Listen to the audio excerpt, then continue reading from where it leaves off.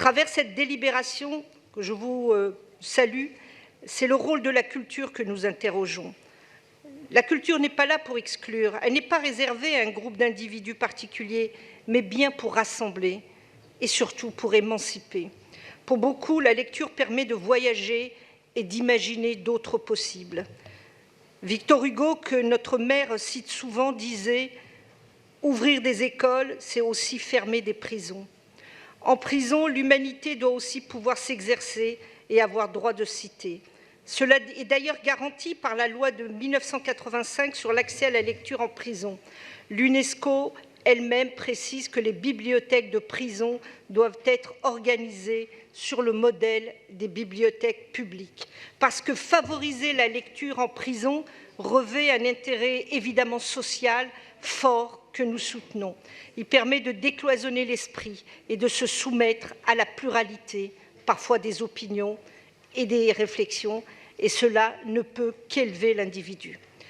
D'ailleurs, je tiens à remercier les bibliothèques de la ville de Paris et leurs agents qui font un travail formidable pour l'accès à la culture. Et le partenariat entre la ville et l'administration pénitentiaire autour de ce projet culturel si important, si vital, si éducatif, doit évidemment être renforcé.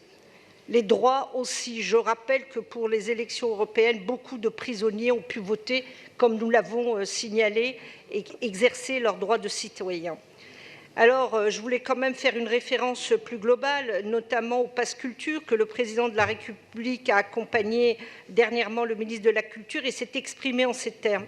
On ne consomme pas la culture, on la vit, elle nous transforme.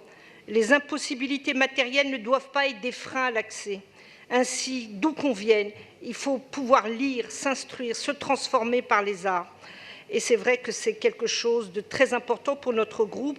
Et nous avons formulé de nombreuses demandes allant dans ce sens d'un accès à cette culture et notamment à la lecture, notamment pour les plus éloignés. Je pense à ce vœu que nous avons proposé sur la culture pour les migrants. Pour terminer, je voudrais rappeler le dernier point de si cette délibération s'inscrit bien dans le plan Lire à Paris. Il serait utile aujourd'hui, Monsieur l'adjoint, de faire un point de votre action concernant les bibliothèques depuis l'adoption de ce plan, il y a maintenant plus d'un an, puisque c'était en mai 2018. Un certain nombre de perspectives étaient énumérées, et j'ai envie de dire, qu'en est-il aujourd'hui? Je pense à l'accessibilité, à l'ouverture accrue des bibliothèques, ou encore à la valorisation des collections numérisées. Je vous remercie.